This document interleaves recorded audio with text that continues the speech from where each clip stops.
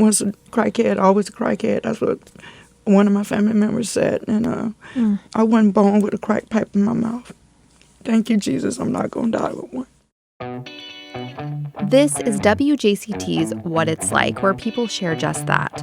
We're starting with some of the most compelling conversations recorded in Jacksonville by StoryCorps, the national story archiving nonprofit, and following up with a deeper look. Jacksonville's Memorial Park was one of 10 locations where StoryCorps parked its mobile storytelling booth this year. Parked because the booth is in one of those silver Airstream trailers. Okay, so it's about 2 rooms. We've got our little our office space back there, and then you step through these doors, and this is the recording booth. Wow. And that's the trailer's site manager, Jacqueline Van Meter. She says StoryCorps makes oral history accessible by stopping in communities across the country. People can come in and sit down and record an uninterrupted conversation with someone from their life. And then participants have the opportunity, if they want to, archive the conversation at the Library of Congress, where it will be preserved for posterity. More than 77,000 conversations have been recorded in booths like this one. One of the stories from Jacksonville is between 35-year-old Roderick Borchade and his mom, 56-year-old Patricia Harvey. Just yesterday, you gave me a bag of pills. Yes. And you told me to take them away from you. You were in tears at the time, and I knew that it was a moment that we wouldn't forget. You were trying to get rid of them. You didn't want them in your house anymore. Where did those pills come from? Doctors, a therapist. Some were to wake up, some was to go to sleep, some to focus, just to keep me going. And you didn't want to take them anymore? No, I don't. I'm a person who has an addicted personality. And I felt like I didn't need them anymore. I felt zombatized, you know. It was a moment for me to see you push him towards me. There was a time where that was very hard to do. Patricia was addicted to crack cocaine for 21 years. It started when she was getting out of an abusive marriage. A man who beat me for breakfast and supper. And picked up again when one of her sons died of brain cancer. Roderick was taken from his mom, and he lived with his grandma most of his childhood, starting at age 5. Did you have visits with her throughout your childhood? She would stop by Grandma's house, and Grandma always let her in, always gave her food, anything that she'd need. So we saw her sporadically. She would come see us. She'd bring me food to my back window when Grandma didn't know about it or Grandpa didn't know about it.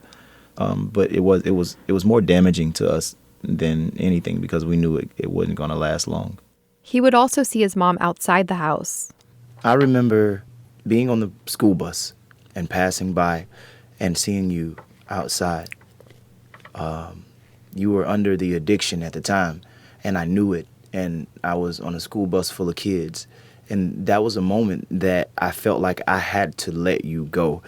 By then, I'm headed to high school, and I felt like I couldn't hold on anymore, and I focused even more on my education.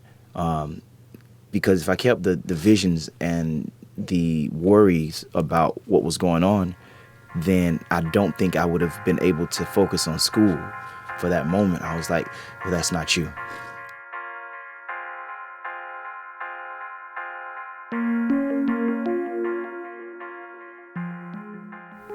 Was it hard to let go?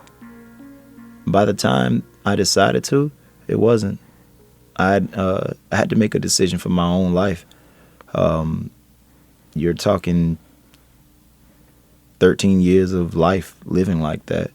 I was tired, and I just focused more on something. I think you don't hurt as much when you put your energy towards something else, and I did just that. And mine was my education and writing and my life. But he didn't let go forever.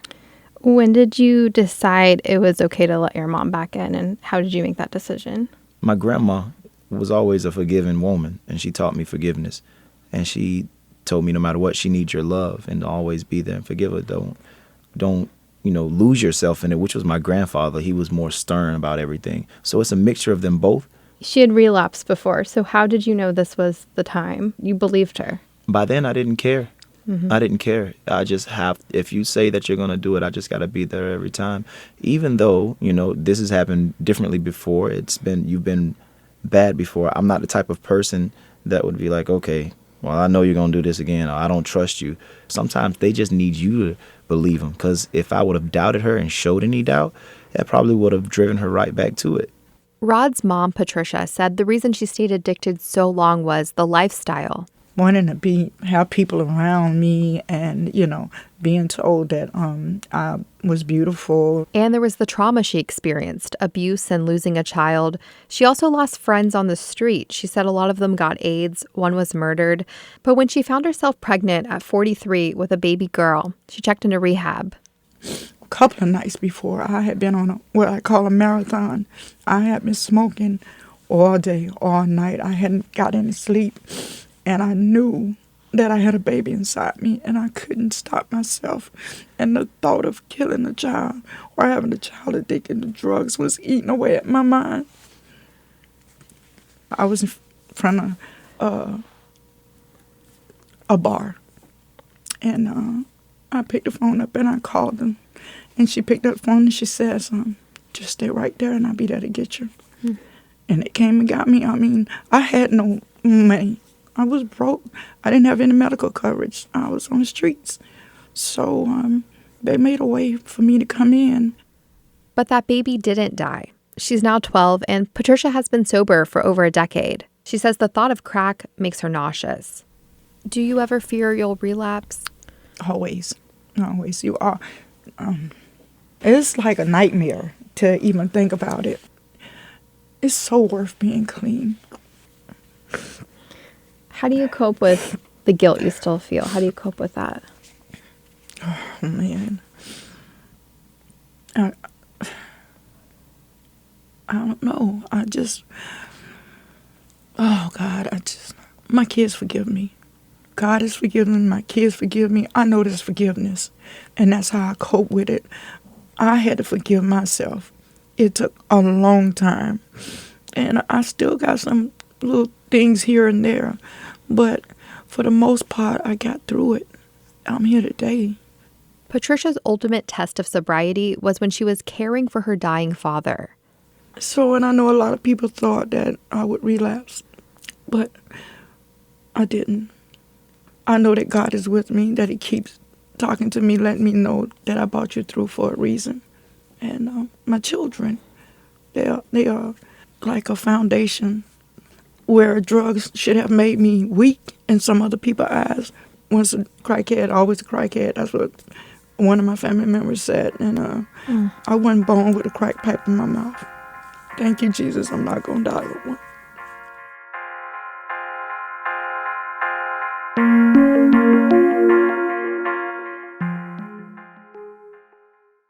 Roderick has coped through writing poetry and performing it, which he does at colleges and other schools all around the country.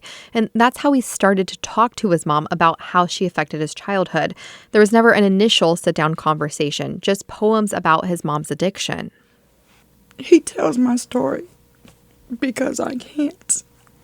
You see, I'm a mess right now, but I'm loving that he can reach other people through me, that what I went through, somebody else won't have to go through it. Or they'll have the strength and the courage to hear my story and say, I can do it. She did it, you know. Every time he tells my story, no matter how many times I hear it, it still hurt like yesterday. It's like something so unreal. And I always go back, my mind takes me back to the times when I could visualize my kids waiting on me to come home and I never show up. Hard. Has him telling your story and his story, has that helped you stay clean? Yeah, it does. It encourages me. My story being told through him helps me to know that I never want to go back down that road again. But he also recites poems about her recovery. Let's do pumpkin pie. Okay. So I always have to tell a story before it, and then the audience says. This one's about his sober mom's first stab at making Thanksgiving dinner. She made pumpkin pie. For some reason, sweet potato pie is in the African American community. We don't do the pumpkin pie. It's a rule, and across the nation, everybody knows this. It's so crazy, but my mom didn't know it. She cooked the pumpkin pie, and she failed at it. It was the worst pie that I've ever had. So please say pumpkin pie. Pumpkin pie. The pumpkin pie lie offended. It wasn't prepared at its best. But what are the terms of the mother bird's worms that she hustles back to the nest? You see, my mother did more than dig tunnels. Her burdens were heavy to tote, for she had been wounded by hunters, and they shot her down with their dope. Roderick and Patricia spend a lot of time together nowadays. They've gone on cross-country trips and even made it to Canada to see Niagara Falls. They say things get better with time. I watch my watch watching me back. The ticks and the tocks of her heart and my clock were forcing me close to the tracks. Patricia said being sober means she can actually breathe now. She's been such a force on my rhyme. Now God may not come when you call, but when he arrives, it's on time. That's why I say more than just poems. My life has been more than just verse. I think of my mom and perform. I've watched her come back from her worst. And as bad as that pie was prepared, I ate it with little regret. For the chef had been bruised past repair. But she shows that she ain't gave up yet.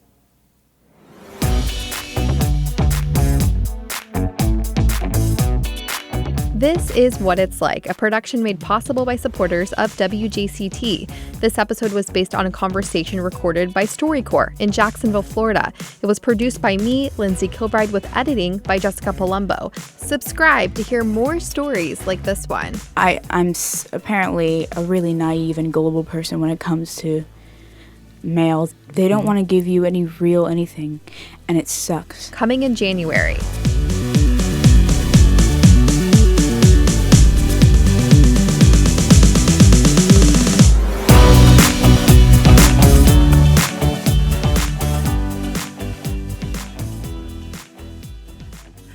I had no idea that pie would become so famous. Was it really that bad? It was that bad and worse. What were the issues with it? The cook.